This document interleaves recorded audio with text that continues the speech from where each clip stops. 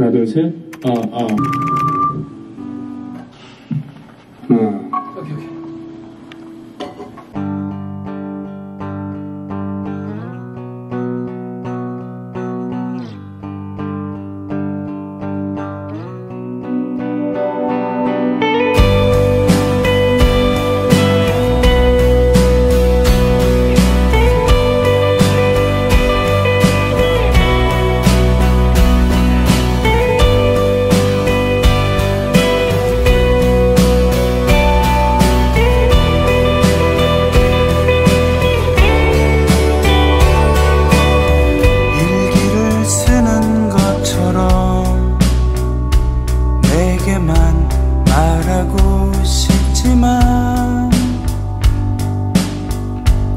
그런 일들이 많아 이렇게 거리를 떠도네.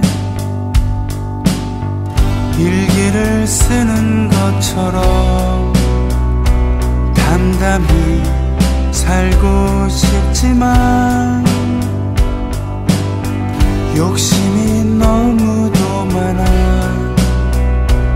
이렇게 세상 핑계 대네. 가끔은 빛날 때도 있었나 그나마 순수한 때도 있었나 일기를 쓰는 것처럼 일기를 쓸 때처럼 일기를 쓰는 것처럼 무언가 남기고 싶지만 가진 게 너무도 없어 아직도 멀었다 하네.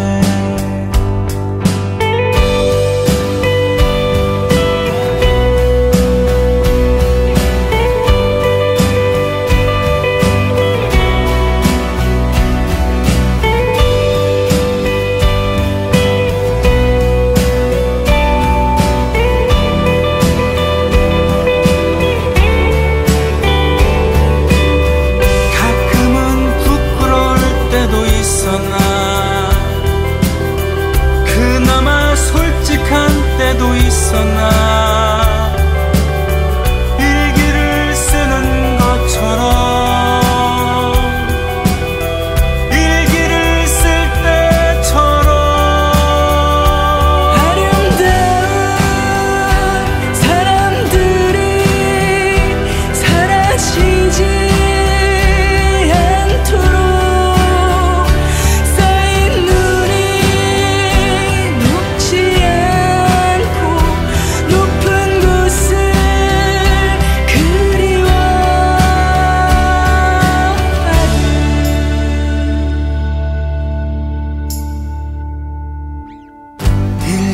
쓰는 것처럼 내게만 말하고 싶지만 부끄러운 일들이 많아 오늘도 거리를 헤매네.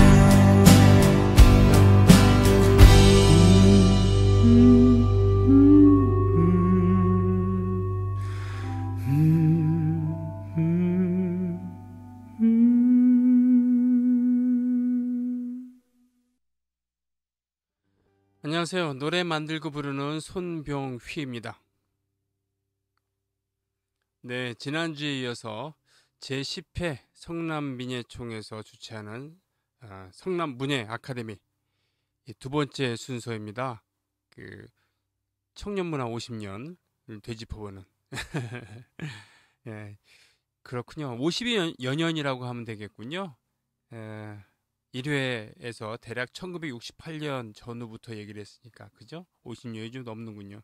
지금까지로 하면은. 네. 지난 시간에 주로 번안곡 얘기를 많이 했었잖아요. 그리고 청년문화, 전 세계적인 청년문화가 어떻게 시작이 됐고 우리나라는 어떻게 또 이것이 이식이 되었는가 말씀드렸죠. 간단하게 말씀드리자면은 인류 역사상 청년문화라는 것은 일찍이 없었는데 2차 세계대전이 끝나고 대량 생산, 대량 소비 시대, 그리고 미국과 유럽이 다시 부흥하면서, 네.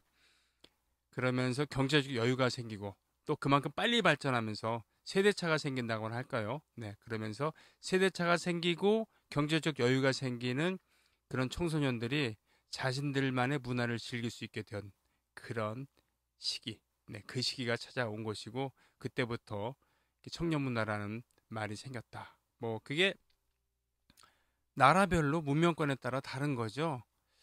일본에서는 태양족이라는 그런 말이 있었고요. 또 영미권에서는 비트 제너레이션이라는 게 있었고 그렇습니다. 그래서 오토바이 또는 자가용, 가죽 자켓, 기름 바른 머리카락. 네. 엘비스 프레슬리 생각하시면 될 거예요. 네. 1950년대 락큰롤이 부흥을 했고 그리고 60년대에 들어와서 급격한 자본주의화 또 그런 것에 반발하는 그런 세대들이 또 기성 세대들의 위선 특히나 이제 월남전 뭐 이런 것 때문에 어느 정도 반자본주의적인 그리고 공동체를 희구하는 진보적인 그런 움직임이 있었다. 거기에 문화가 함께 했었고 노래가 같이 했었다. 뭐 이런 얘기를 했었잖아요. 네.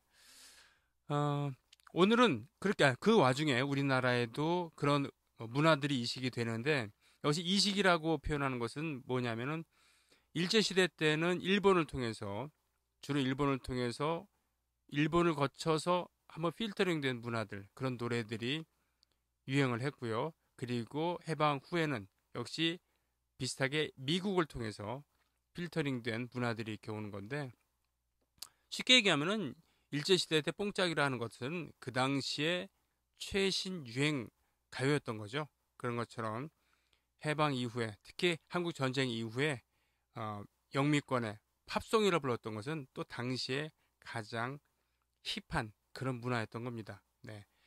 그런데 예를 들면 그거죠. 일제시대 때 그런 뽕짝에 어울리는 그런 곡들을 불렀었던 그런 가수들, 그런 작곡가들이 갑자기 영미풍의 그런 노래를 만들 수 없으니까 일단은 들리는 대로 그것을 번안해서 쓰기도 하고 뭐 이런 과정이 좀 있었겠죠. 그러면서 익숙해지면서 서서히 그런 풍에 근접한 그런 노래를 만드는 시대가 오는 것이죠. 그것은 어느 곳이나 마찬가지인 것 같아요. 뭐 하다못해서 우리가 중국을 통해서 또는 우리가 또 독자적으로 이룩한 문명 이것이 바다 넘어서 일본으로 전해질 때 일본인들은 뭐 백제 왕인 박사라던가 등등 또 기술자들을 통해서 일방적으로 배웠겠죠. 그리고 모방을 했겠죠. 그러면서 자신의 것을 창조해가는 것 아니겠습니까? 네, 음악도 마찬가지인 것이죠. 네. 그런 면에서 트로트라고 불리는 뽕짝이라고 부르는 그런 이 장르가 일본을 통해서 이렇게 배운 것이다 라고 하는 것에 대해서 근원적인 거부감을 가질 필요는 없는 것 같습니다. 네. 학술적으로 연구를 뭐 해서 이제 판명이 되는 거지만 그럴 리가 없다라고 생각할 필요는 없다는 거예요. 네. 이 뽕짝이라고 하는 것, 트로트풍의 노래라는 것은 바로 서양의 음악 어법을 일본식으로 받아들여서 이렇게 발전한 것일 테니까요. 자, 그래서 그런 면에서 드디어 번안곡을 위주로 하다가 창작의 세계로 진입하는 참 짧은 시기예요. 1968년에 지난주에 제가 말씀드렸다시피 트윈폴리오 송창식 윤영주 송창식의 트윈폴리오가 결성을 했다. 그들은 모두 번안곡을 불렀다 라고 했잖아요. 그리고 1968년에 한대수 씨가 귀국을 했다 이렇게 얘기를 했잖아요. 그리고는 마지막 곡으로 한대수 씨의 행복의 나라로를 부르면서 1부를 마쳤잖아요. 네, 오늘 2부 그래서 바로 그 한대수 씨부터 시작을 하겠습니다. 한대수. 네. 이분은 지금 뉴욕에 살고 계시죠? 1948년생이고 할아버지께서 신학대 학장이셨습니다. 그리고 그 서재에는 책도 많고 언제든지 음악을 들을 수 있는 환경도 있었겠죠. 아버지께서는 핵 물리학자였는데 미국으로 유학을 떠나신 다음에 행방불명이 되었다는 겁니다. 그래서 할아버지 슬하에서 자라나다가 마침 할아버지가 미국의 교환 교수 뭐 이런 거겠죠. 이런 걸로 가시게 되면서 소년 한대수도 미국을 가게 됩니다. 그러면서 그 당시가 1960년대 초중반 뭐 이러니까 한창 지난번에 말씀드린 일본이래 미국의 청년 문화, 이 한복판에서 한대수 씨가 그 호흡을 하게 된 것이죠. 그러면서 기타를 배우게 되고 또 음악을 만드는 것이 대단한 이런 게 아니라 자기 생각을 갖고 있고 코드 세계를 알고 있으면은 만들 수 있다는 것을 몸소 느낀 것이죠. 네. 그러면서 1948년생이라 그랬잖아요. 청소년 시절에 우리나라에 와서 고등학교를 다니고 다시 미국으로 갑니다. 가서 사진을 배우죠. 사진을 배우고 이런 과정을 거쳐서 68년에 귀국을 한다. 예. 그러면서 나타난 모습은 장발에 가죽 부츠에 뭔가 좀 당시는 해외여행을 뭐 아무나 가는 게 아니었기 때문에 아무나 가는 게 아니었기 때문에 그것들이 그러니까 이분이 한국에 나타났을 때 그런 용모라는 것은 뭐라 그러나요? 그 당시 가장 최첨단, 가장 힙한 무리들인 히피, 그래요. 히피의 그것이라고 볼 수도 있겠고 또 선망의 대상이 되기도 하겠죠. 그렇죠. 지금과 그 당시의 대한민국의 그런 위상 차이는 정말 비교 자체가 되지 않는 것 아니겠습니까? 당시 1인당 국민소득이 100달러 하나 됐을까요? 1968년이라고 한다면. 네. 지금 뭐 수출을 8천억 달러 이렇게 한다고 치면은 당시에는 천억이 뭡니까? 100억 달러 됐을까요? 뭐 100억 달러도 안 됐어요. 네. 맞습니다. 예. 그래서 100억 달러가 뭐예요? 10억 달러 됐을까? 그렇죠. 그리고 정치 체제는 아시다시피 5.16 쿠데타를 통해서 집권한 박정희 정권이 장기 집권의 태세로 전환될 그럴 때 그 무렵이었죠. 그러니 사회 분위기나 이런 것은 정말 지금이랑 다릅니다. 뭐 1968년 1월 21일에는 북한의 특수부대원들이 청와대를 습격했었잖아요. 그 유명한 121 사건. 그 중에 딱 한 명 김신조 씨가 생포됐고 이분은 나중에 열렬한 반공투사가 됐죠. 그리고 이 사건을 계기로 예비군이라는 게 생기지 않았습니까? 네. 뭐 이랬던 때입니다. 이랬을 때 장발에 가죽 부츠를 신고 부산 사투리가 섞인 영어를 쓰면서 나타났던 청년 한대수가 장안에 나타난 거죠. 네, 장안에 등장을 해서 가장 힙한 곳에 요즘으로 따지면 홍대 앞이나요? 이런 데 나타나서 생전 처음 들어보는 자기가 만든 노래를 불러주는 겁니다. 즉 외국 팝송을 얼만큼 세련되게 따라 부르느냐, 연주하느냐, 또는 그것을 번안해서 부르느냐라는 것이 당시에 우리 청춘들의 모습이라고 한다면, 그런 걸 가지고 경쟁하는 게 우리 모습이라고 했었다고 한다면 한대수 씨는 아닌 거죠. 쉽게 얘기하면은 본토의 분위기를 물씬 풍기면서도 자신의 노래를 부르는 겁니다. 그것이 준 충격은 엄청났다고 합니다. 네. 뭐 한번 좀 들어볼까요? 물좀 주소 물좀 주소. 네, 이런 노래들이죠.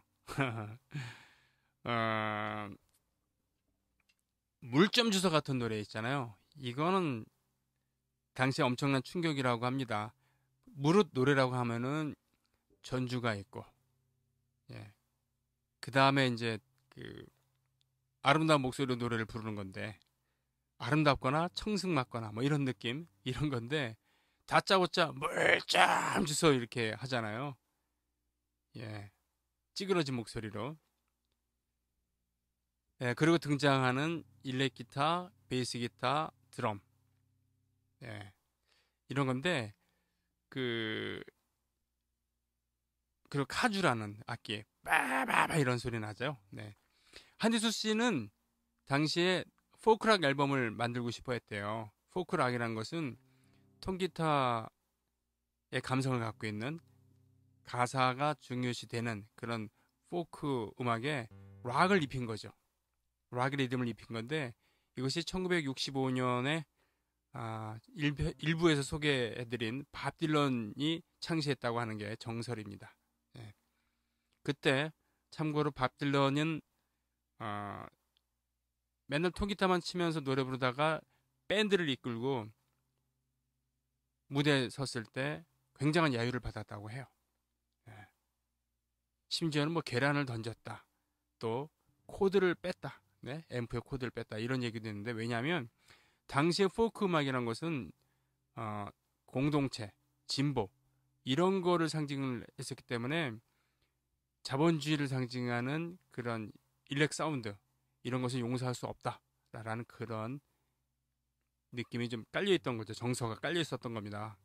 그 포크 공동체 내에서는 그걸 소비하고 듣고 또 같이 이제, 그러니까 뭐 좀 약간 좀 과장하면은 미국의 그 당시 포크 음악은 운동권의 음악, 또 젊은이들의 음악, 뭐 이런 느낌이 좀 있었다는 얘기죠. 네. 아무튼요. 그런데 이 포크락을 하고 싶어 했는데 한대수 씨는 포크락을 하고 싶었는데 우리나라에서 그것을 제대로 구현하는 연주인들이 없었다라고 회상을 합니다. 물론 찾아보면 있었겠죠. 그러나 자신이 녹음을 할 때 그때쯤에 가까운 데서 그런 연주인을 찾기 힘들었겠죠. 네. 참고로 이 물 좀 주소에서 베이스 기타를 쳤던 분은 조승우 씨의 아버지인 조경수. 70년대 후반에 슈퍼스타로 등극을 하죠. 조경수 씨라고 합니다. 그러게 저도 노래 한 곡을 좀 해볼까요? 바람과 나라는 노래입니다. 자, 요거는 90년대에 김광석 씨가 다시 부르기 음반을 통해서 재해석했던 적이 있죠. 네, 바람과 나 한번 불러볼게요.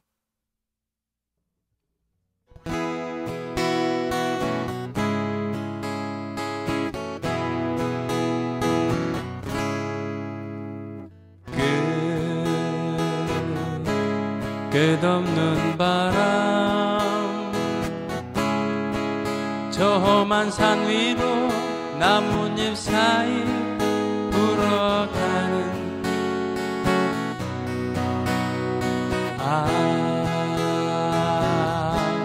자유의 바람, 저 언덕 위로 물결같이 춤추는 님,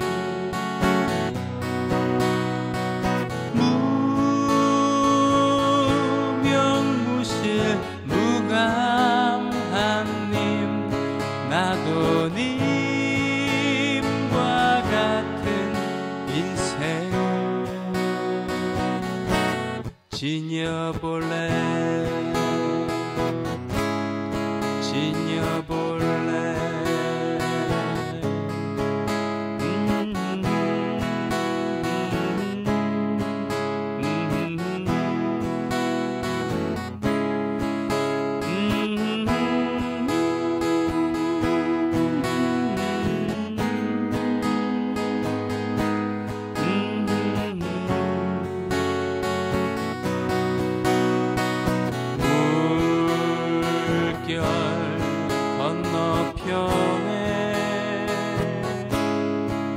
황혼에 젖은 산끝보다도 아름다운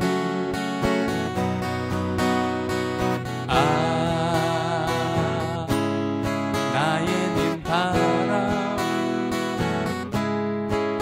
문느낌 없이 진행하는 시간 따라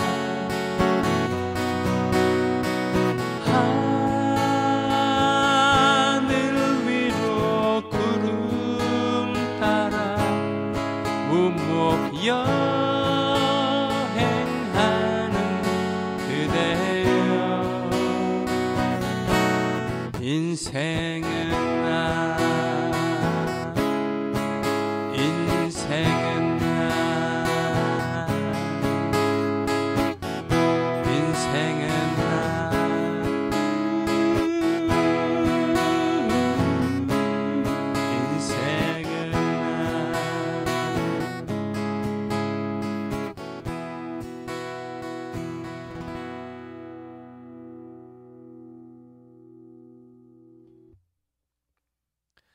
사실은 오늘 참 두려운 날입니다. 이 문예 아카데미, 민예총, 성남 민예총이 준비한 문예 아카데미, 이걸 제가 왜 한다 그랬을까? 한대수 선생 같은 대가의 음악은 함부로 이렇게 이야기하고 부르는 거 아니거든요. 저는 그렇게 생각합니다. 부담이 됩니다. 그런데 이 얘기를 하고 노래를 불러야 되다니. 예. 예. 어쨌든 바람과 나였습니다. 한대수 선생은 사실은 처음에 자신의 음반을 냈다기보다는 이런 음악을 들은 친구, 선후배들이 충격을 받고서 한대수 씨의 음반을 불러요. 예. 녹음을 하죠. 언제? 이분이 군대를 갔을 때. 해군에서 복무를 했대요. 근데 그러니까 군대 얘기는 평소에 안 하십니다. 왜냐하면 이분은 자신을 경계인이라고 표현을 할 때가 많아요. 왜냐하면 부산 출신이긴 하지만 청소년 시절에 미국을 왔다 갔다 하면서 영향받은 게 많았죠. 그런 사람이 당시의 군대 문화에 제대로 적응을 했을까요? 아니었겠죠. 고생을 많이 하지 않겠습니까? 얼차려와 구타가 횡행했던 그런 군대 생활. 예. 어쨌든 군대에 다녀왔을 때 바로 친구 선후배들이 한대수 씨가 만든 노래들을 부르고 다니는 거죠. 음반 녹음도 하고. 요즘처럼 저작권의 개념이 확립된 게 아니어서 저작권자도 모르게 작곡가도 모르게 이런 일이 비일비재했었고, 더군다나 그 당시에 통기타 군단은 더더욱 그런 이 소유의 개념보다는 공동체 개념이 더 강하다고 하니까요. 네. 그랬었다고 합니다. 네. 그래서 이제 제대한 다음에 음반을 만들 기회가 생기는 거죠. 그래서 발표를 했던 게 지금까지 이야기했던, 그리고 또 듣기도 했었던 그런 노래거든요. 그리고 이 집을 발표를 하게 됩니다. 고무신이라는 그 음악이 들어있는 그런 그 음반을 발표하게 되는데,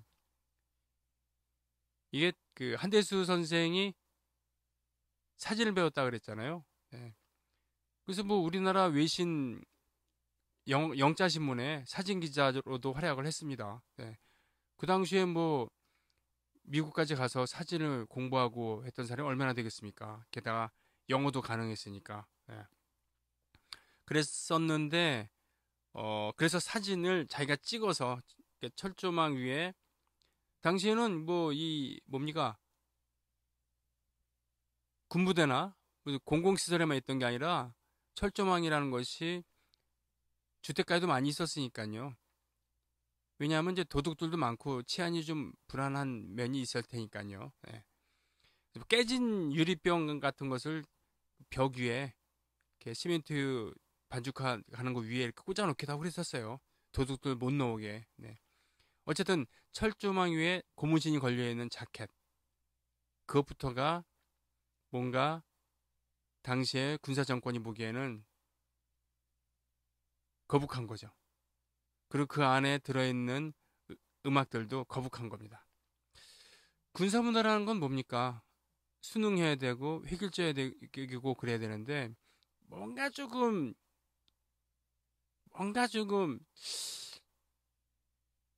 삐딱선을 탄다고나 할까요? 반항한다고나 할까? 지금 선진주국 창조해야 되는데, 예, 그런 거 못 참죠. 그래서 한대수 선생의 이 집 같은 경우는 금지 판정을 받습니다. 그런 경우들은 워낙 비일비재했기 때문에 뭐 새삼스러운 게 아닙니다만, 그러면서 그런 상황에 절망한 한대수 선생은 어느 순간 다시 미국으로 가게 되죠. 미국에서 칭기스칸이라는 이름의 밴드를 결성해서 활동을 하기도 하고 또 자신의 앨범 작업도 하고 뭐 그렇습니다만 그분의 자서전을 읽다 보면은 그 뉴욕에서 주로 이렇게 생활을 하셨는데 뭐 생계는 뭐 사진을 찍어서 해결하기도 하고 뭐 그렇습니다만 그 분투하는 과정이라던가 또는 개인사라던가 읽다 보면 참 재밌어요. 그동안 자서전을 여러 권 내셨죠. 예. 근데 그러면서 우리나라 사회가 좀 자유스러운 분위기로 좀 전환될 그러니까 전두환 정권이 막을 내릴 그런 무렵에 80년대 후반 이럴 때 다시 한국에 오셔서 한국에서 활동을 많이 하시고 예. 그러면서 많이 또 역시 그 미국을 왔다 갔다 하고 그랬습니다만 꾸준히 음반을 내셨어요. 그래서 한대수 선생을 바로 예전에 행복의 나라로나 바람과 나라던가 뭐 오기의 스품 이런 걸로만 기억하는 것보다는 현재 진행형인 그런 음악인으로 봐야지 마땅합니다. 심지어는 몇 달 전에 이 코로나 팬데믹 상황을 무릅쓰고 대한민국에 오셔서 한국에 오셔서 새 음반을 내고 다시 미국으로 가셨어요. 그렇습니다. 예, 이번엔 제가 못 뵀는데 부디 건강하셔서 언젠간 다시 한번 뵀으면 좋겠습니다. 저도 못 뵌 지가 한 5, 6년 됐나요? 그래요. 고무신이란 노래 살짝 한번 들어보실래요? 좋아 좋아 기분이 좋아. 이것도 역시 좋아 좋아 하면서 이게 시작을 하죠. 그리고 자 장구 때리고 야 기타도 좀 울고 뭐 이런 얘기하면서 당시로서는 파격적인 그런 음악 어법이었고요. 그 외에도 사실 그 21세기 들어서 발표했던 이러저런 음반들도 보면은 현재 진행형이구나 음악인이구나. 네. 지금 현재 연세가 와 우리나라 나이로 74인데도 불구하고 계속 음악의 끈을 놓지 않고 계십니다. 한대수 선생의 음악을 또 많이 소개해드리고 싶고 그렇지만 이 저작권 문제도 좀 걸려 있을 테고요. 예, 자꾸 이게 음악을 틀고 그러면은 그래서 좀 아쉽습니다. 좀 여기저기 좀 찾아서 이렇게 보셨으면 좋겠는데 예를 들면은 호치민이라는 노래도 있거든요. 호치민 베트남 통일을 했던 베트남의 국부로 숭상받는 호치민 선생에 대한 그런 노래를 만들었는데 거기에는 일종의 스토리에 대한 가사만 있고 연주는 있는데 노래는 없는 그런 양식도 있고요. 또 이주 노동자들의 삶에 대해서 이야기한 겨울새를 본다 같은 거기 음악 같은 거 보면은 실제로 브라질 출신의 이주 노동자가 타악기 주자로 또는 구음으로 참여를 하기도 하고 말이죠. 이러저러한 실험적인 요소 또 영어를 잘하는 분답게 영어로 만든 노래들도 있고 뭐 그렇습니다. 본인이 또 사진 작가이기 때문에 자켓도 신경을 많이 쓰고 하여튼 좀 아쉬운 게 한대수 선생에 대해서 좀 더 이렇게 특히 음악을 하시려는 분들 같은 경우는 공부를 하시는 게 좋겠다라는 그런 권유를 합니다. 참고로 기억나는 게 하나 있다고 한다면 몇 년 전에 그것도 한 7, 8년 됐나요 벌써 예술의 전당에서 히피의 밤이라고 하는 한대수 선생의 헌정 공연이 있었어요. 히피의 밤. 저도 그때 이정열 씨랑 하고 같이 노래를 했었던 기억이 나네요. 이렇게 아무튼요. 근데 오늘은 한대수 선생이 그 음악 세계 이분에 대한 그 음악 세계를 딱히 얘기를 하려면은 특집을 몇 번 해야 되는데 오늘은 그것보다는 창작 음악, 창작 포크 싱어송라이터로서 우리에게 준 충격, 그 당시 청춘들에게 준 그런 영향에 대해서 얘기를 하니까 이 정도로 얘기를 하겠습니다. 그러면은 싱어송라이터로서의 그 한대수 선생이 이런 뭐라 그러나 어느 정도는 미국의 영향을 받은 그런 공기를 가지고 그 당시 청춘들에게 영향을 주었다고 한다면 토종이라고 할까요? 네, 그런 느낌으로 최초 본격적인 포크 싱어송라이터는 누구였나? 누구겠습니까? 바로 김민기 선생이죠. 1951년 전라북도 익산 출신, 10남매의 막내라고 전 알고 있는데 그때 부친께서 이 전란의 와중에 학살을 당하셨다고 들었습니다. 네. 그리고선 어찌어찌해서 중고등학교를 서울에 있는 경기고등학교에서 다녔는데 엄청 활동적인 그런 학생이었다고 하죠. 지금으로 치면 동아리라고 하는 그런 클럽 활동을 정말 많이 한 건데 뭐 미술도 하고 연극도 하고 음악도 하고 보이스카우트 하고 엄청난 활동을 했다고 합니다. 그리고 이제 대학을 서울대학교 미학과를 가게 되는데 그러면서 그 이미 조숙했기 때문에 고등학교 때 곡을 쓰기도 하고 그랬단 말이에요. 네. 근데 김민기라는 이름이 70년대 그런 학생운동 그런 거야 그 밀접한 관계를 맺을 수밖에 없었던 그런 사건들이 생기는데 그런 건 바로 대학에 입학해서 만난 사람들 그리고 만난 공기가 다르기 때문이죠. 네. 일단은 그 얘기를 하기 전에 제가 김민기 선생이 고등학교 때 만든 노래를 한 곡 하겠습니다. 고등학교 때 만든 노래예요. 여러분이 많이 아실 만한 노래입니다.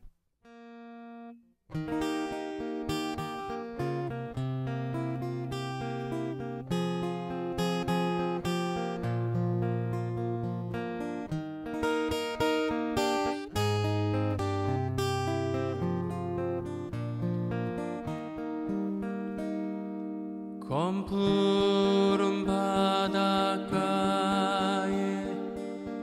비가 내리면 어디가 하늘이고 어디가 물이요 그 깊은 바닷속에 고요히 잠기면 무엇이 산 것이고 무엇이 죽었어 눈앞에 떠오는 친구의 모습 흩날리는 꽃잎 위에 어른거리요 저 멀리 들리는 친구의 음성 달리는 기차 바퀴가 대답하려나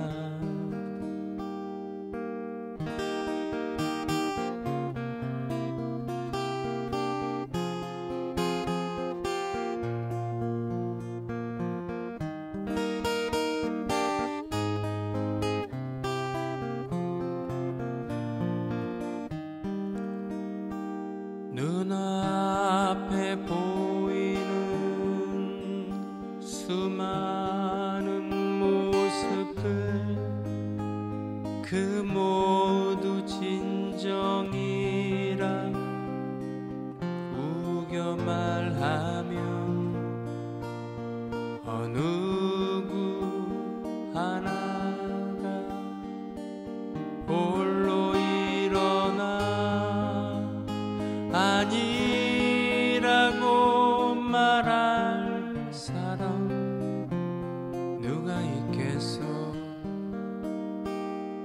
눈앞에 떠오는 친구의 모습 흩날리는 꽃잎 위에 어른거리요 저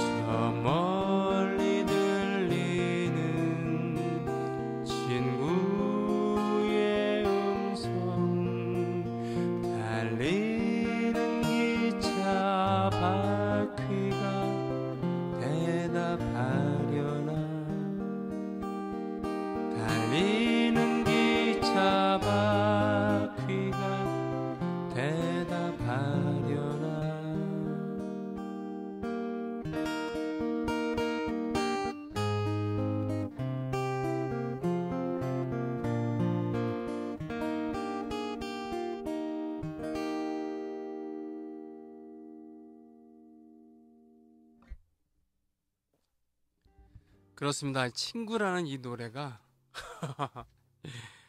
김민기 선생이 고등학교 때 만든 노래라고 합니다. 저는 깜짝 놀랐죠. 근데 사연을 듣고 나니까 더 놀랐습니다.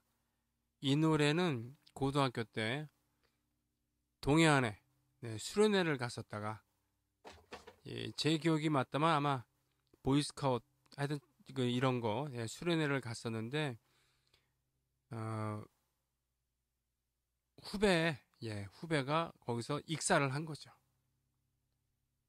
익사를 하면서 이 소식을 알려야 되는데, 일단은 익사를 한 다음에 그 사고 처리를 해야 되는데, 그때 선생님을 비롯한 어른들의 이런 모습을 보면서 좀 실망을 하게 된 것이죠.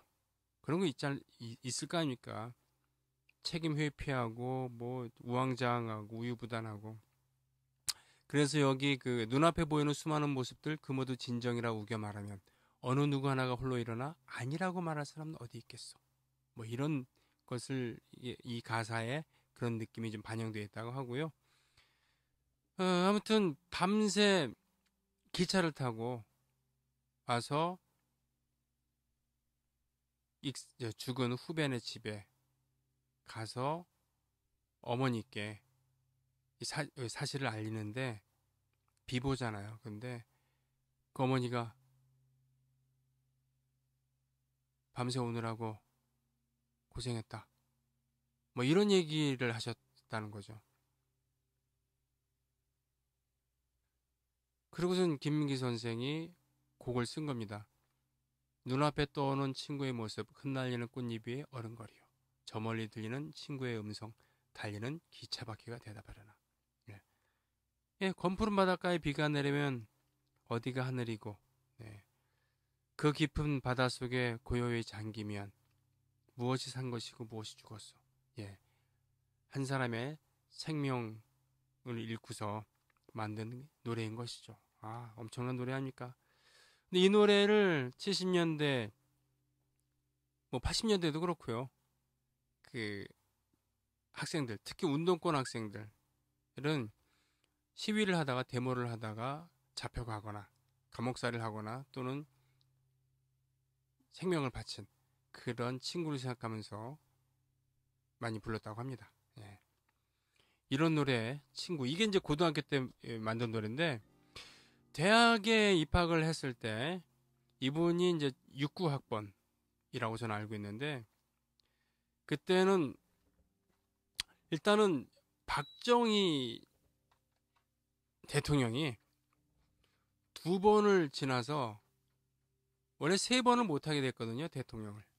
그런데 헌법을 바꿔서 3번을 할 수 있게 만들 무렵이었습니다. 삼선 개헌이라고 하는데, 당연히 야당이나 운동권은 반대를 했죠. 왜냐하면 박정희 정권 자체가 쿠데타로 시작이 된 정권이었고, 2번 했으면 됐지 왜 헌법까지 고쳐갖고 하느냐라는 것은 당연히 반발할 수 있는 거잖아요. 그런 와중에 그 학생들도 말이죠. 대학생들도 1960년도에 4.19, 그리고 그 그러니까 굴욕적인 한일 그 외교 정상화에 반대하는 6.3을 지나서 삼성개헌 때쯤 되면은 어느 정도 좀 조직화가 되는, 즉 예전에는 데모 한번 하고 크게 한번 하고서 잡혀가고 요구사항이 이루어지면은 해산을 하거나 또는 탄압을 당하면 그것을 끝, 이런 건데, 이 정권이 점점 독재의 모습을 보이면서 이런 운동권들도요, 저항 세력들도 점점 조직화되기 마련이죠. 그리고 우리나라의 전통은 뭐냐면 이런 저항 운동에 문화가 함께 했었던 것입니다. 이 우리의 것을 찾자라는 그런 움직임이 대학가를 중심으로 일어나면서 탈춤 운동, 그리고 민요를 재발굴해서 익히는 그런 탈춤은 뭡니까? 옛날에 그 조선시대 때 탈을 쓰고서 양반 등등 기득권을 풍자하고 조롱하는 그런 것이 가능했었던 그런 장르였거든요. 뭐 그런 거를 현실에 빗대서 탈춤을 현대적으로 재해석하는 거죠. 그리고 마당놀이라고 해서 그렇죠. 탈춤이 바탕이 되는 또 게다가 풍물이 있는 그런 풍자마당, 현실을 비꼬는 풍자하는 그런 거. 또 김민기 선생 같은 경우는 본인은 그 자신의 생각을 곡으로 썼을 뿐이다라고 하지만 아무튼 당시 청년들의 고뇌가 들어있는 그런 노래들, 이 방송을 통해서 흔히 듣거나 볼 수 있는 그런 사랑 노래들이 아니었던 것이죠. 이런 움직임의 한 가운데 김민기 선생도 계셨던 거예요. 예를 들자면은 탈춤 운동을 하셨던 최의완 선생, 예, 그리고 그의 동료 얼마 전에 돌아가신 이혜주, 네, 이분은 춤꾼이시잖아요. 그리고 나중에 창작 판소리를 하시게 되는 당시 마당구 운동을 준비하셨던 임진택 선생, 이런 분들이 모두 그 학연으로 이게 얽혀 있었던 겁니다. 네. 김민기 선생이 만든 노래들 이 사람 저 사람이 알게 되고 따라 부르게 되고 그러다가 급기야는 1971년도 이분이 3학년 때였죠. 3학년 때 신입생 한영회 때 노래를 가르쳐 준 것이 빌미가 돼서 경찰서에 잡혀갑니다. 당시에는 경찰들이, 그리고 경찰의 첩보원들이 학교 내에 상주하고 있었을 때였거든요. 예. 제가 알기로는 꽃 피우는 아이 등등을 가르쳐 줬다고 하는데, 무궁화 꽃을 피우는 아이, 뭐 이런 노래, 이러면서 잡혀가게 되는 것을 시작으로 해서 김민기는 요주 인물이 되어가는 것이죠. 점점. 네.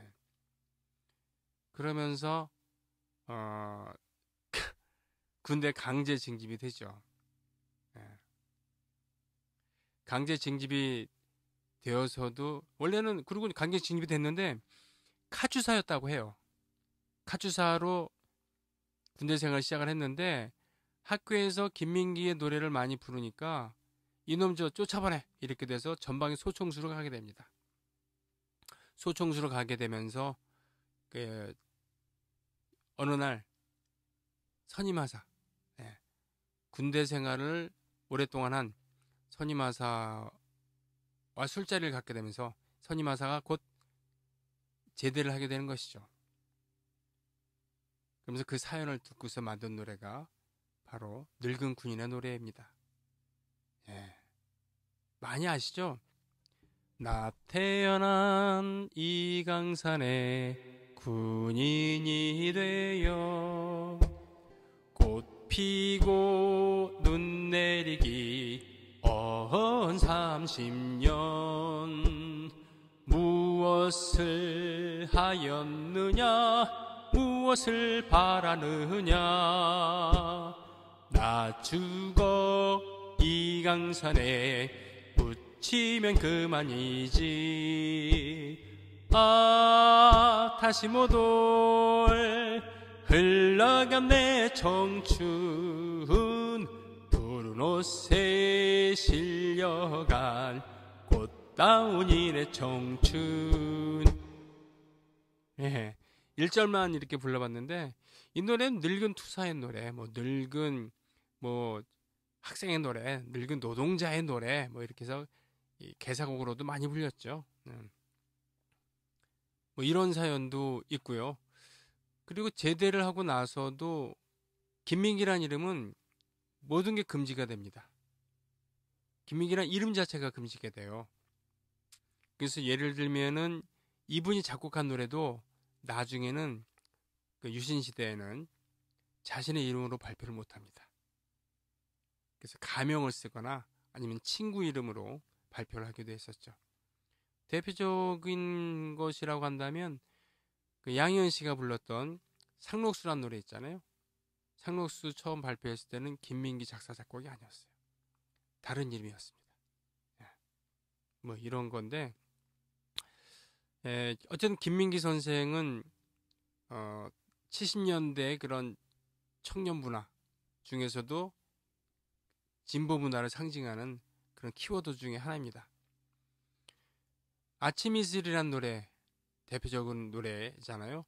이 노래가 발표된 지 50주년이라고 해서 금년에 김민기 선생을 기리는 이러저러한 일이 많이 추진되고 있습니다.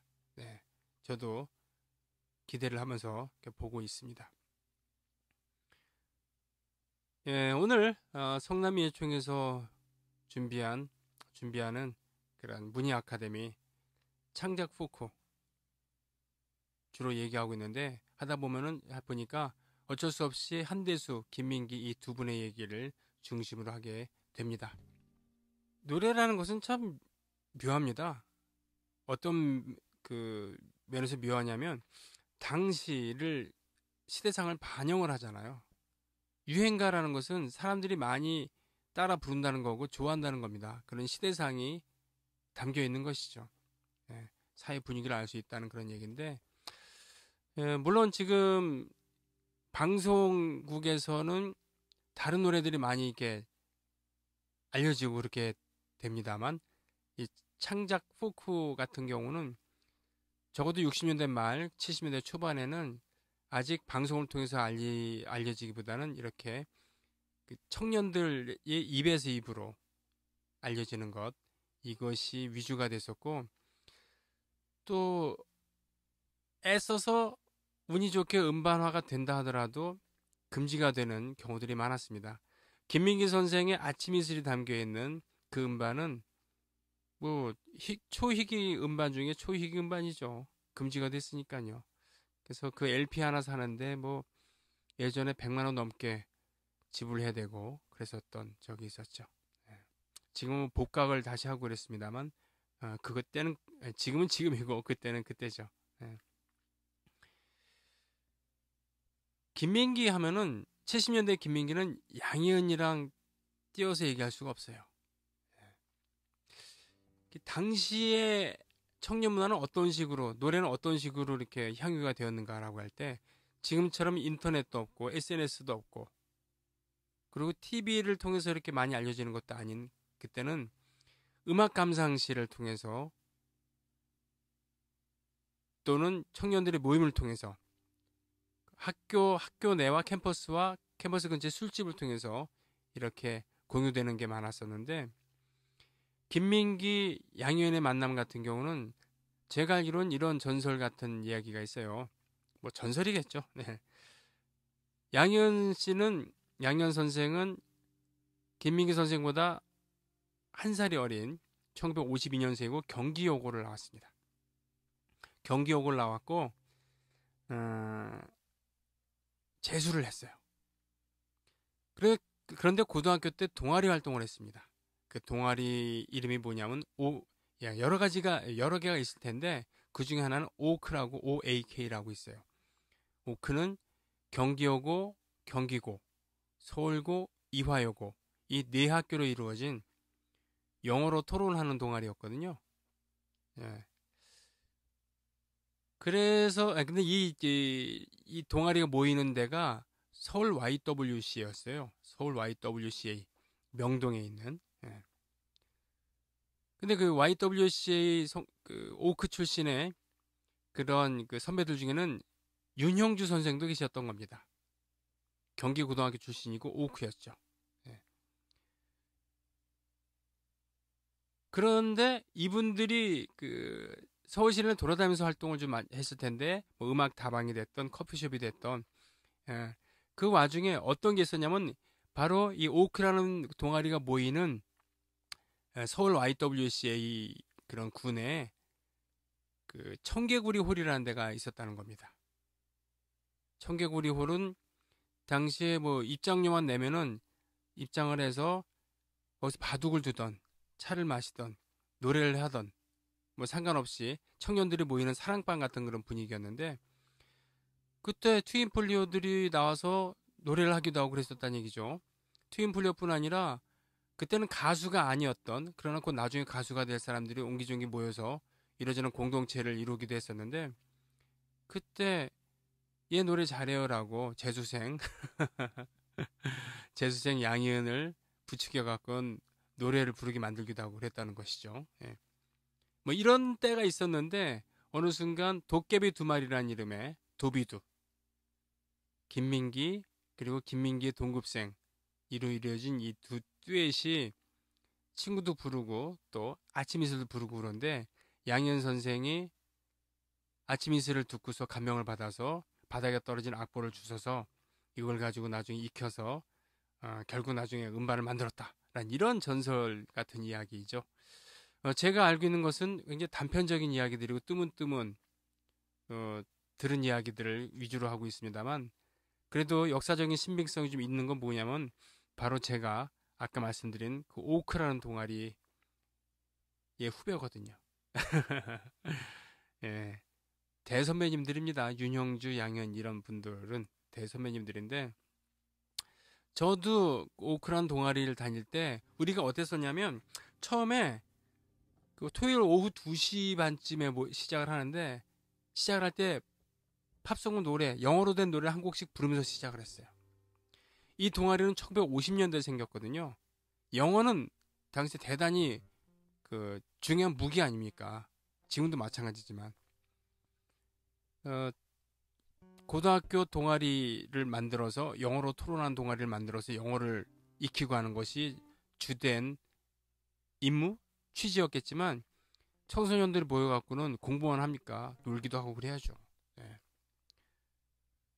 그리고는 이러저런 제가 1년에 한 번씩 파운데이션 파티라는 것도 했거든요. 창립 파티, 파운데이션 파티 이런 거 할 때는 1학년, 2학년생들이 열심히 연습을 해서 노래도 발표하고 연극도 하고 영어 연극도 하고 영어로 스피치도 하고 춤도 추고 별걸 다 했어요. 예. 아무튼 일주일에 한 번씩 모여갖고는 영어로 토론을 하는 주제를 가지고 하는 그 동아리였기 때문에 영어는 기본으로 하지만 처음 시작할 때 영어로 된 노래를 부르기도 하고 또 그거 끝난 다음에는 레크레이션을 즐기기도 하고 그러면서 지금 생각해보니까 명동을 누비면서 참 추억이 많았습니다.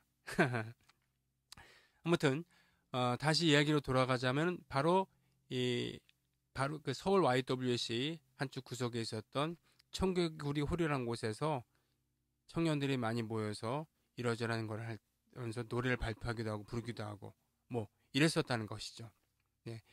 또 이런 곳이 거기만 있었던 게 아니라 카톨릭 청소년 센터 바로 서울 YWC에서 몇백 미터 떨어지지 않은 곳에 있었는데 거기 또 해바라기 홀이라는 곳이 있었는데 거기서 모여서 놀던 청춘들이 나중에 해바라기라는 사중창단을 만들기로 하고 나중에는 우리가 알고 있는 사랑호를 부르고 있는 해바라기라는 이름으로 전승이 되기도 합니다.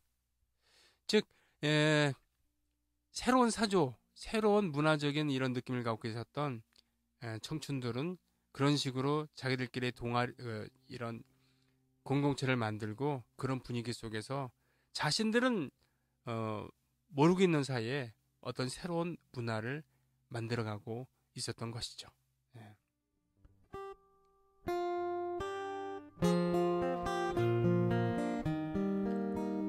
깊은 산 오솔길 옆 자그마한 연못에 지금은 더러운 물만 고이고 아무것도 살지 않지만 먼 옛날 이 연못엔 예쁜 붕어 두 마리 살고 있었다고 전해지지요. 깊은 산 작은 연못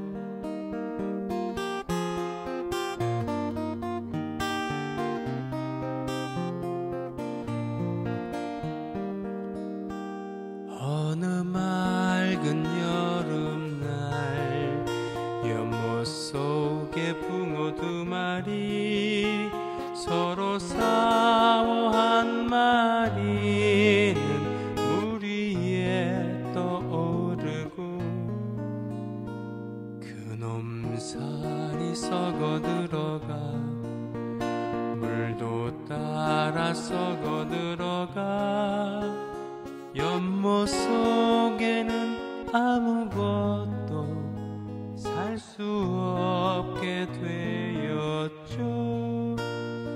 깊은 산 오솔길 옆 자그마한 연못에 지금은 더러운 물만 고이고 아무것도 살지 않죠.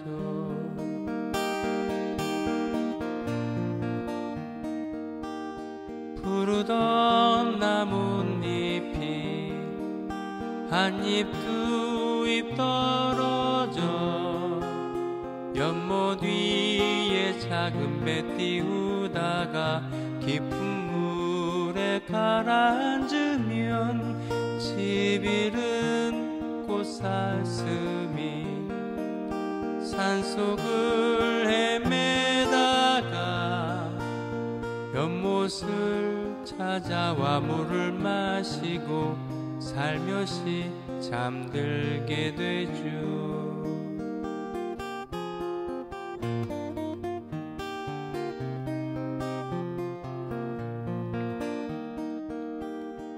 해는 서산에 지고 저녁사는 고요한데 산허리로 무당벌레 하나 휙 지나간 후에 검은 물만 고인 채 끝없는 세월 속을 말없이 몸짓으로 헤매다 수많은 계절을 맞죠. 깊은 산 오솔길 옆 자그마한 연못에 지금은 더러운 물만 고이고 아무것도 살지 않죠.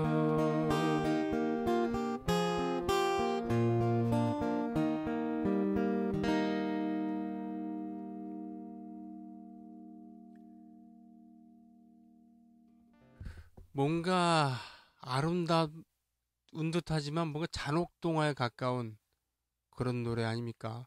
예. 예. 작은 연못이라는 노래. 우리에게는 양희은 선생의 목소리로 많이 알려져 있죠. 예. 1970년대 초에는 이렇게 양희은 선생의 목소리로 김민기 선생의 노래가 많이 발표됐어요. 예. 양희은 1집 같은 거 들어보면은 일부 번안곡 빼놓고는 거의 김민기 선생의 노래다 이렇게 볼 수가 있죠. 예. 페르소나라고나 할까요? 페르소나. 김민기 선생이 만든 노래를 가장 정확하게 가장 멋지게 전달한 그런 반영하는 그런 노래죠. 예. 가수였죠. 예. 뮤즈 페르소나 이렇게 얘기할 수 있겠는데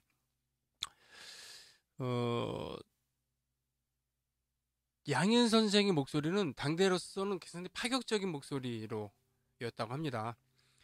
즉 예전에 트로트를 불렀던 여가수들은 뭔가 좀 청순하거나 청아하거나 간드러지는 그런 느낌이었고 팝을 부른 가수들 같은 경우는 현미 씨나 뭐 그런 분들 보면 약간 허스키한 느낌의 그런 건데 이분의 목소리는 맑으면서도 당당해요. 맑지만 청승맞지 않고 청아하지만 또 힘찬 목소리. 그 목소리에 많은 사람들이 열광을 했죠. 그 아류작들도 나오기도 하고 뭐 그렇습니다만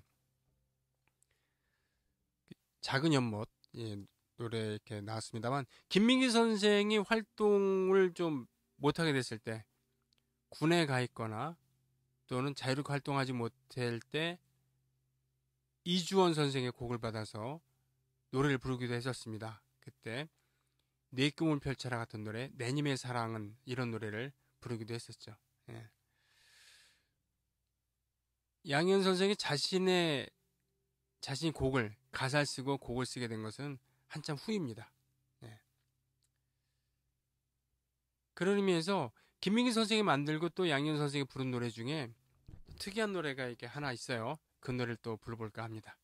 그 서울로 가는 길이라는 노래인데 김민기 선생은 뭐라 그러나요? 당시로서는 지금도 그렇습니다만 그냥 단순한 싱어송라이터가 아니라 하나의 장르라고 볼 만큼 대단히 큰 영향을 미쳤는데요. 이 장르라는 것은 이 개인이 장르라는 뜻이에요. 어떤 특정한 음악적인 장르를 에다가 가둘 뿐이 아니라 다방면으로 영향을 많이 미쳤는데 지금 불러들을 노래 같은 경우는 상당히 전통적인 어법이거든요. 지금 그 아침 이슬 같은 경우는 상당히 팝적이고 작은 연못 같은 경우는 매우 포크적이고 또 동요 비슷한 느낌이 있는데 지금 부를 노래는 좀 전통적인 그런 가사도 그렇고 선율도 그렇고요.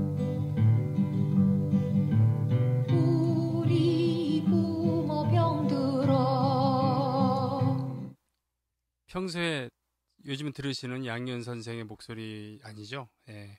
그런 노래도 좀 낯설을지도 모르겠습니다. 보통 우리에게 많이 알려진, 대중적으로 많이 알려진 노래는 아니니까. 그래도 분명한 건 이것이 김민기 선생의 곡이고 양현 선생이 20대 초중반에 불렀던 노래라는 겁니다. 양현 선생께서는 그 중년 이후에 노래를 젊었을 때와 같은 창법으로 부르기가 어려워졌을 때 그때 노력을 통해서 창법을 바꿨거든요. 그래서 지금 원래 저 사람이 좀 나이가 들면은 목소리가 좀 낮아지기도 합니다만 톤이 낮아지기도 합니다만 창법을 바꿨어요. 그래서 지금 이렇게 안정적인 그런 목소리로 노래를 부르고 계시죠.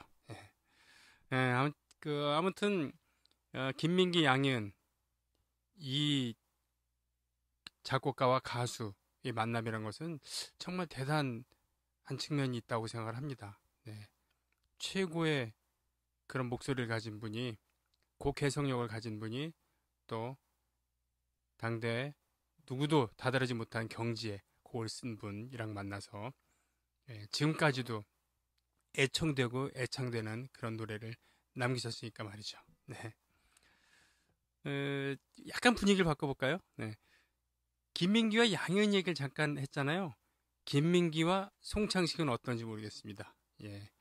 송창식 선생은 1947년생이고 김민기 선생은 1951년생인데 이 두 분이 그 뭐라 그러나 뭐 같이 팀을 이뤄서 활동했다거나 이런 건 아닙니다만 워낙 그 당시에 통기타 치고 노래 부르는 사람들이 별로 없었거든요.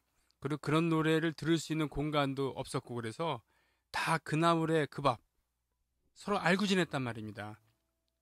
그러니까 송창식, 윤영주 씨는 같은 팀을 했었고 또 조용남 씨를 선배로 모시고 있었고 또 이장희 씨, 한대수 뭐 또 김세환 씨 이런 분들은 또 후배 1년씩 후배들이고 그런데 거기에 그 김민기 선생은 궤가 좀 다르긴 합니다만 결국은 통기타 치고 노래 부르고 만들고 그러면서 왔다 갔다 한 사람들끼리 다 알게 되는 거거든요.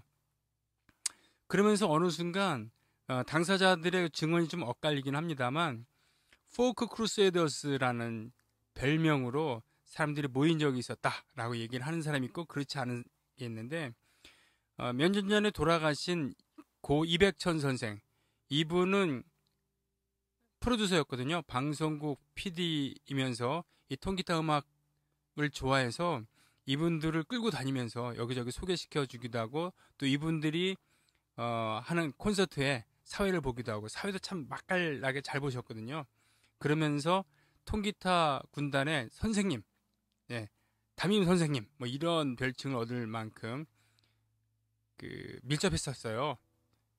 젊은 그 당시에 통기타 가수들이랑 이분들이 맨날 몰려다니는 이런 일군의 무리들을 이름을 포크 크루세이더즈라고 정했다라고 하는 그런 증언이 있었고 거기에 주제곡이 될 만한 걸 하나 만들어봐라 했을 때 송창식, 김민기 이 두 분이 만든 노래가 있었다고 합니다. 그것이 바로 이 노래거든요. 여태까지 부른 노래랑은 조금 분위기가 다르겠습니다만 한번 불러볼게요.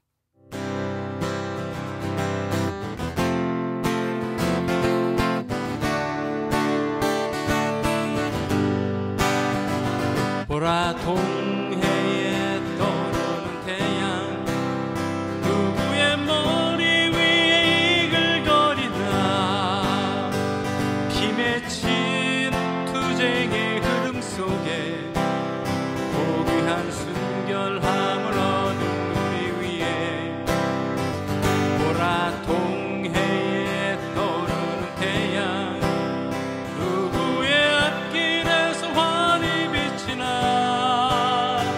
찬란한 선조의 문화 속에 고요히 기다려온 우리 민족 앞에 숨소리 점점 커져 맥박이 힘차게 뛴다 이 땅에 순결하게 얽힌 결의여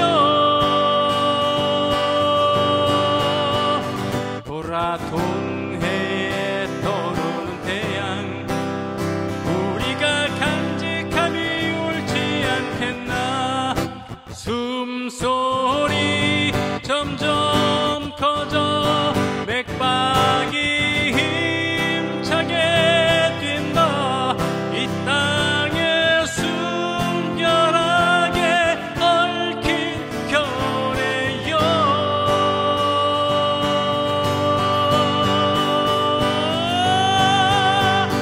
보라 동해에 떠오르는 태양 우리가 간직함이 옳지 않겠나 우리가 간직함이 옳지 않겠나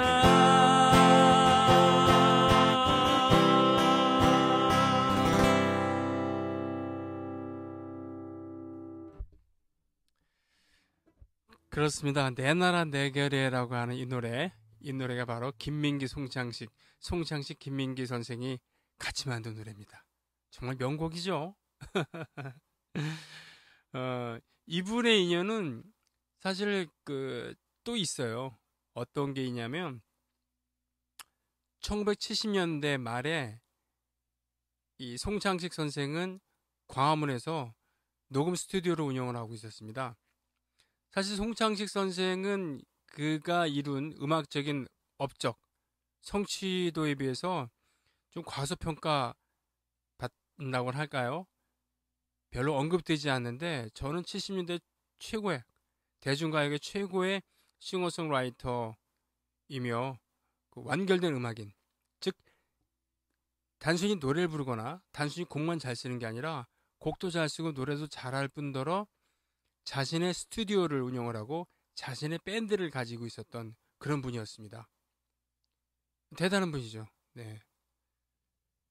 이분이 어쨌든 70년대 중후반에 광화문에서 스튜디오도 운영을 하고 있었는데 그때 김민기 선생이 찾아가게 됩니다.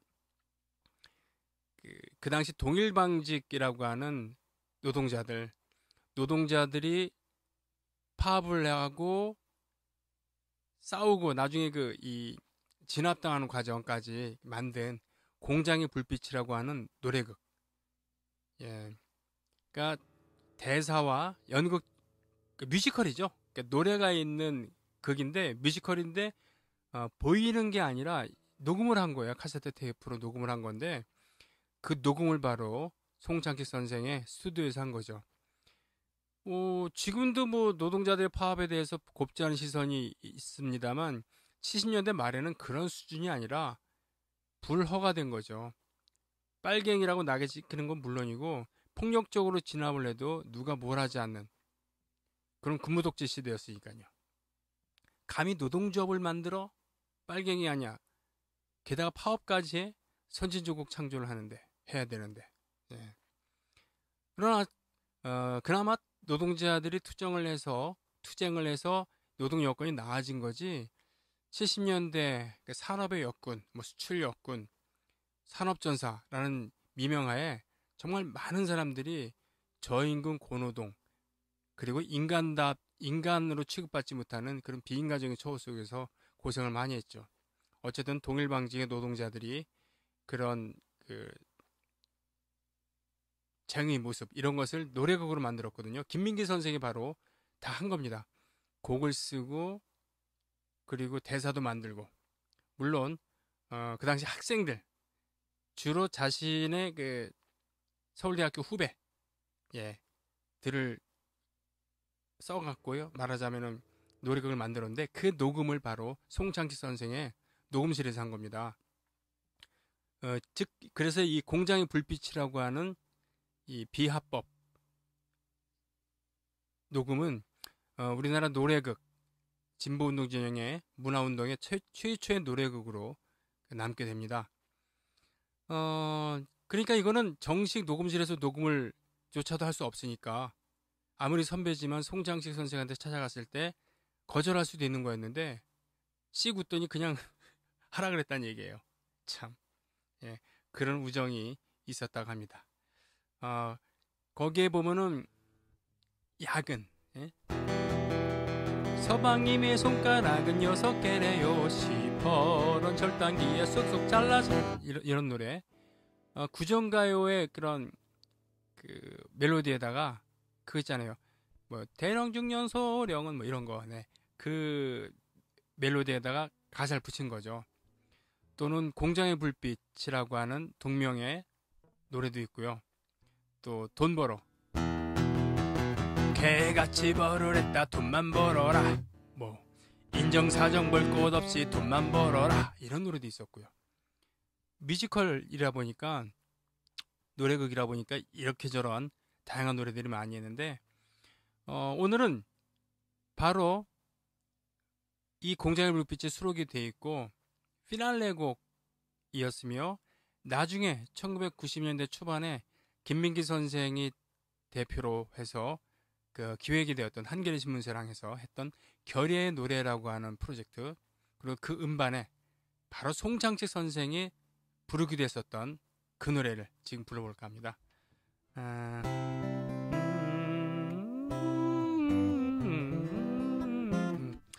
자, 제목은요 이 세상 어딘가에라는 노래인데요.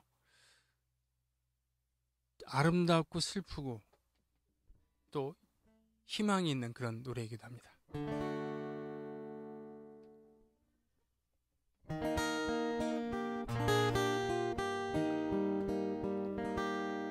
이 세상 어딘가에 있을까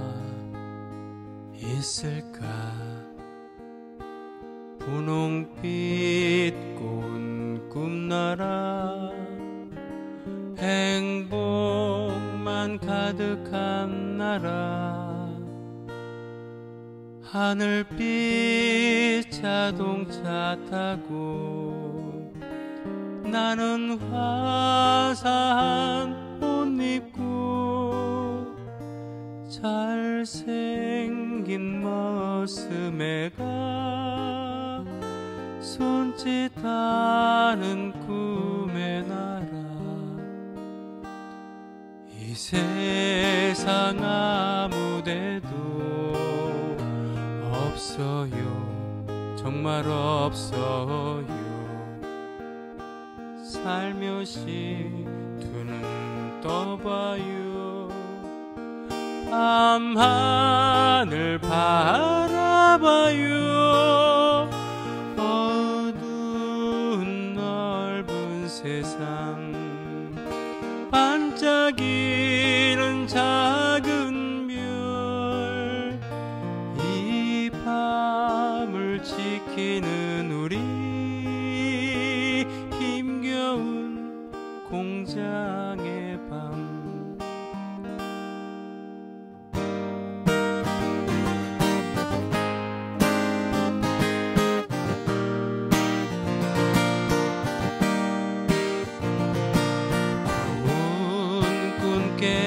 깨어나면 아쉬운 마음뿐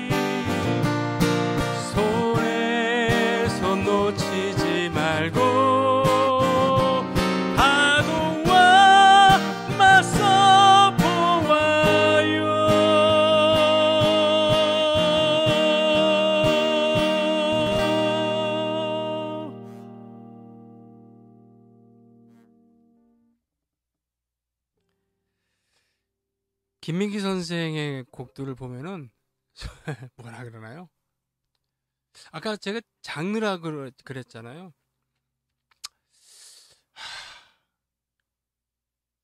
하나의 그냥 산맥이라고나 할까요? 음악을 하면 할수록 이분이 참 얼마나 위대한 일을 했나라는 걸 알 수 있게 됩니다. 20대 초반의 나이에, 아니 10대 말의 나이에 자신이 생각을 가지고 수준급의 가사를 쓴, 예? 연령을 초월해서 말이죠. 그 깊이, 조숙함. 아이고. 음악적으로도 말이죠. 아까 뭐 구정가요를 재해석한 것도 있었고, 그 락큰롤 같은 것도 있었잖아요. 블루스도 있었습니다. 예를 들면은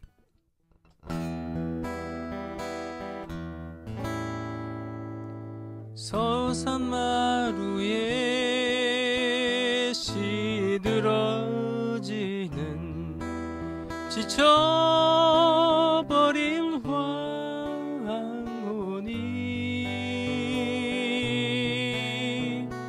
장에 그리운 낡은 커튼 위에 희미하게 넘실거리네. 뭐 이런 기지촌이란 노래인데요. 이거 블루스잖아요. 아주 잘 만든 블루스 아닙니까? 그리고 새벽에 일어나 어두컴컴한 나를 나서라. 뭐 이런 노래도 있었죠. 새벽길 가른 같은 이런 노래도 있었고요. 또 갈숲 지나서 산길로 접어들어가 몇 굽이 넘으니 열린 곳이 이런 거, 네, 이런 노래도 있었어요. 그러니까 음악 장르의 다양한 음악 장르를 초월해서 거의 모든 곡, 이분이 만든 거의 모든 곡이 명곡이라고 할 수 있습니다. 예.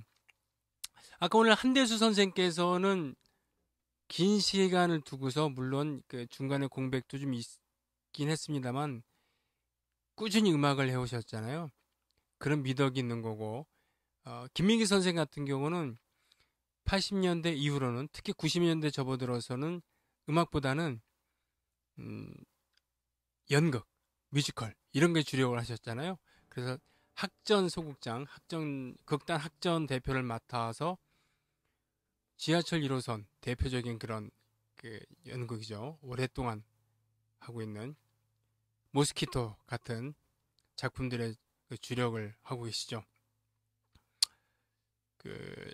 아무튼 자신의 역할을 하고 계시는 겁니다. 그리고 50년이 지난, 아침 이슬 발표된 지 50년이 지난 이 시점에도 전혀 빛이 바라지 않은 그런 업적, 오히려 더 빛이 난다고 할까요?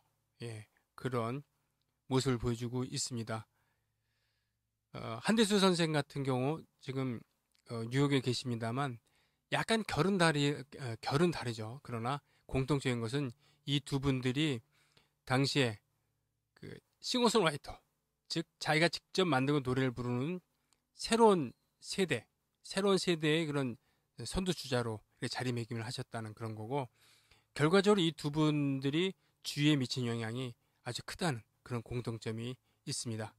성남민예총에서 마련한 문예 아카데미, 오늘 그 창작에 대해서 얘기를 하는 거였는데 어떻게 하다 보니까 한대수 그리고 김민기 선생 이 두 분 얘기로 귀결이 됐네요. 물론 당대에 창작곡을 쓴 분이 이런 분들만 있는 건 아니죠. 그러나 선택과 집중의 원리로 해서 오늘 이 두 분 이야기, 특히 아침 이슬 발표 50년을 맞이해서 이렇게 얘기를 하게 됐고요. 다른 분들 얘기는 아마 다음 시간을 통해서 얘기하게 되지 않을까 싶습니다. 예, 이제 마칠 때가 됐군요. 노래 한 곡 부르면서 마치겠습니다. 어느 날 원주에 연극을 하러 일군의 젊은이들이 청량리에서 기차를 탔습니다. 청량리역에서 기차를 타고 원주로 가는데 그 연출자가 그랬다는 것이죠. 노래 한 곡이 부족하다. 오늘 연극을 올려야 되는데 한 곡 정도 있으면 좋겠다. 그랬을 때 바로 이 청년이 노래를 만들어서 바로 무대에 올렸다고 하지, 원주에 가서요. 그 연극의 제목이 금관의 예수고 그 노래 제목이 금관의 예수입니다. 그렇죠? 김민기 선생은 정말 천재입니다.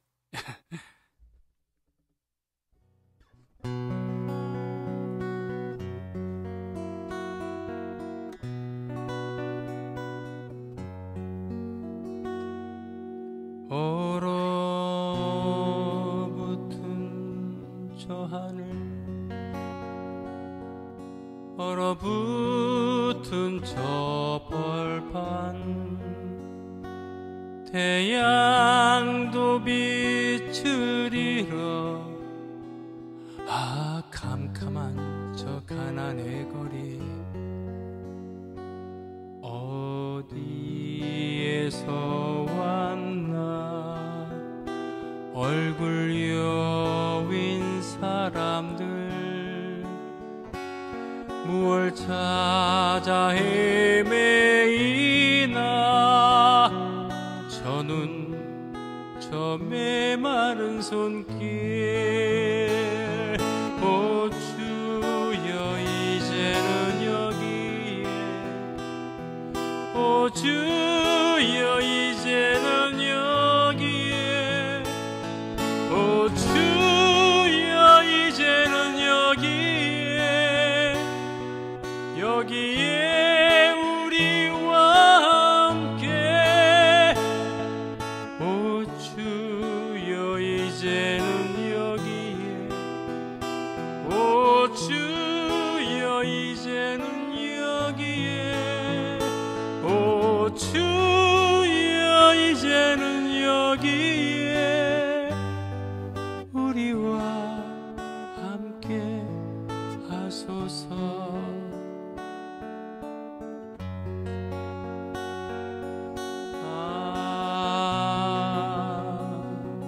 거리여 외로운 거리여, 거절당한 손길들에 캄캄한 저 고난의 거리, 어디에 있을까? 천국은 어디에? 죽음 저편 푸른 숲에 거기에 있을까? 오 주여 이제는 여기에, 오 주여 이제는 여기에, 오 주여 이제는 여기에,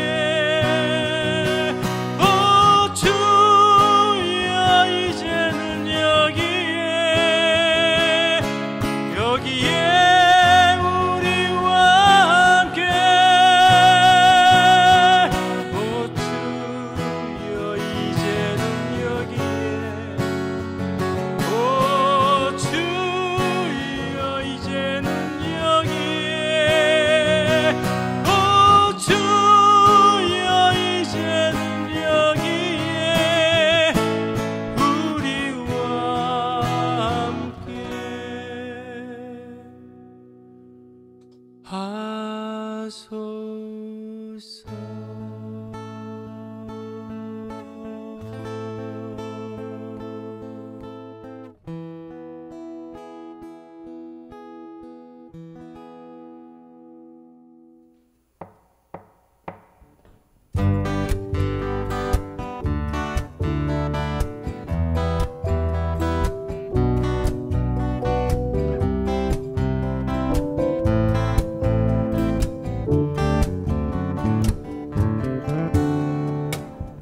나의 노래가 그대의 그늘진 삶의 작은 위로 될 수 있을까? 나의 노래가 그대의 지친 어깨를 부축할 수 있을까? 그동안 걸었던 노래의 길은 작고도 외진 길인데 우리가 꿈꾸던 그런 세상은 아직도 멀기만 한데 기타 하나 메고 혼자 가는 길에 누가 버텨줄까? 웃음 띤 얼굴로 알아봐준다면 그대 위해 노래하겠네.